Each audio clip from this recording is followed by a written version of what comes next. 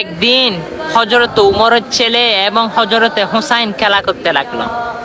তখন হুসাইন এক পর্যায়ে রাগ হয়ে আব্দুল্লাহকে বলল, হে গোলামের বাচ্চা গোলাম। তখন হযরত উমর অর্ধ পৃথিবীর শাসক ছিল।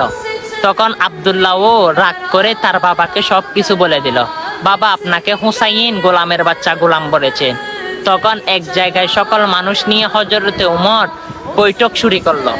আমাকে হুসাইন কেন গোলামের বাচ্চা গোলাম বলল, আমার সন্তানকে, সেটার বিচার হতে হবে।